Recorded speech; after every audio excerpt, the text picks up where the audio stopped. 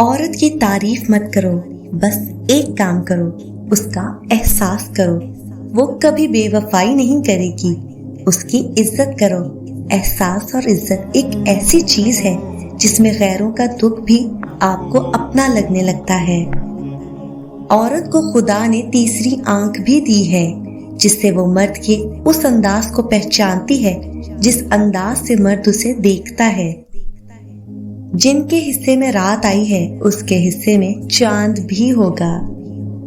सब्र का मतलब ये है कि जब तुम कांटे को देखो तो तुम्हें फूल भी दिखाई दे।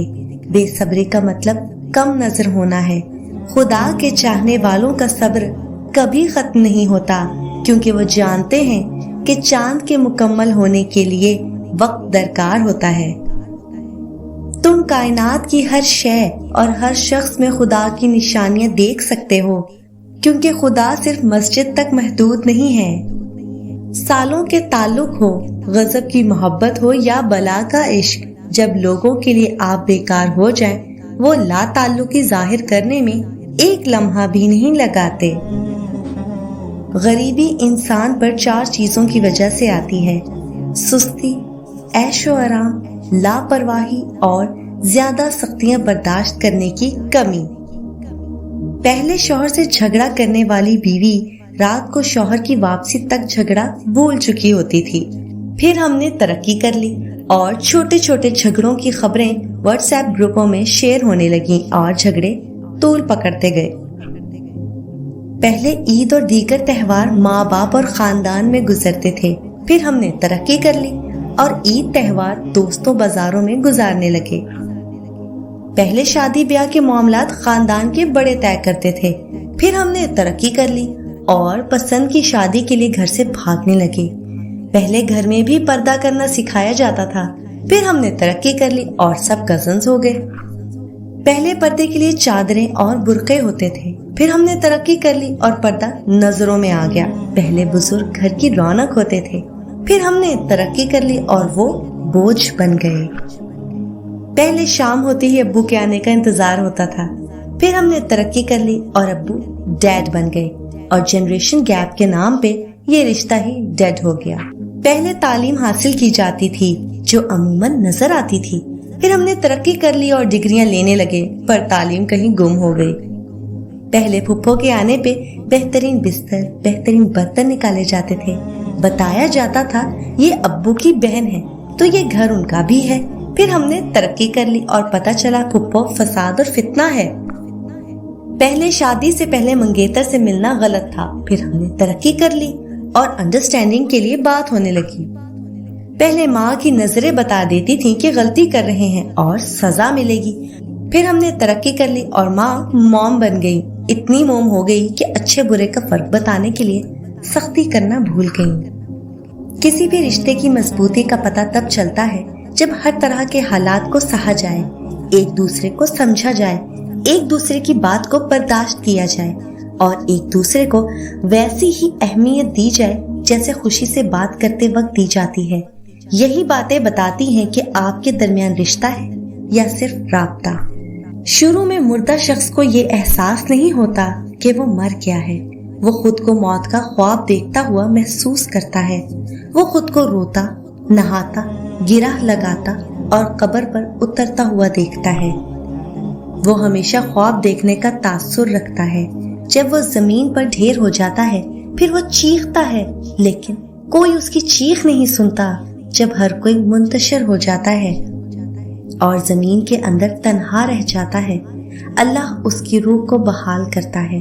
वो आंखें खोलता है और अपने बुरे ख्वाब से जागता है।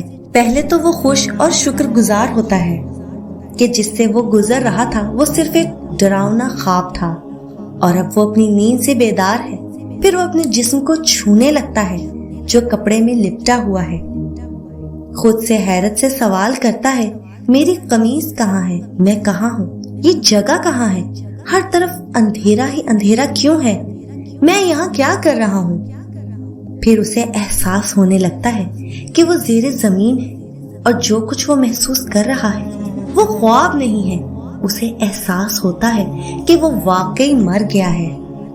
وہ ہر ممکن حد تک زور سے چیختا ہے، پکارتا ہے.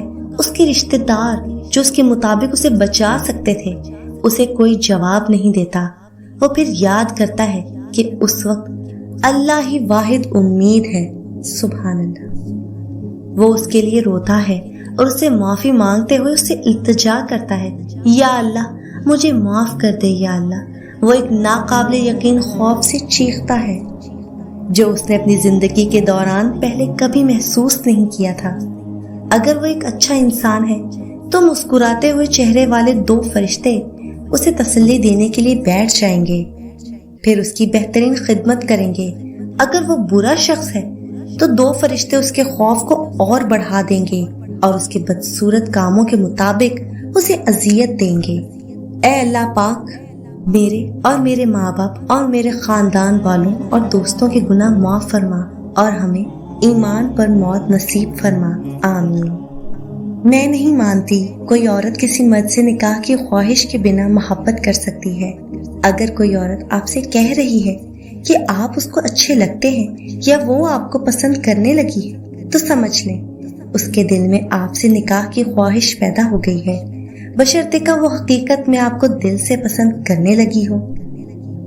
تم اسے خاص رکھو، وہ تمہارے لیے اپنا کن خاص رکھے گا. چاہتے رکھو لیکن اللہ کی چاہت سے بڑھ کر نہیں. اپنی پسند مانگو لیکن اللہ کو مانگنے سے پہلے نہیں. تم اسے سب سے اول رکھو، وہ معجزوں کے لیے تمہاری دعاؤں کو سب سے اول رکھے گا. کچھ لوگ اللہ کے در کے لیے ہی پیدا کیے جاتے ہیں. اللہ ان کو چن لیتا ہے، کبھی رلا کر، کبھی آزما کر، کبھی تکلیف دے کر. وہ اپنے خاص بندوں کو دوسروں سے الگ کر دیتا ہے. کچھ اس مقام تک چل کر خود آتے ہیں اور کچھ کو کھینچ کر لایا جاتا ہے. یک طرفہ محبت صرف خدا نبھا سکتا ہے. بندہ تھک جاتا ہے، ہار جاتا ہے، سہ نہیں پاتا. زندگی میں کوئی ایک پل بھی ایسا ہو جب شدت سے اپنے رب کی طرف پلٹنے کا دل چاہے تو سمجھ لینا وہی پل حاصل زیست ہے. زندگی کی مصروفیات میں اس کو گوا مت دینا. اللہ سے اصل محبت تو اس کے فیصلوں پر راضی ہونا ہے. دل کی خواہش ہو یا نہ ہو، دل بنانے والے کی مرضی کو سب سے مقدم رکھنا چاہیے. دنیا کے لوگوں کی محبت اور نفرت کے معاملات میں ہی الجھے رہو گے تو پھر اپنے رب حقیقی کی طرف عشق کا سفر کب شروع کرو گے، جہاں تمہیں تنہا ہی جانا ہوگا. اس سے مانگا کرو جس سے مانگنا بھی فخر کی بات ہے.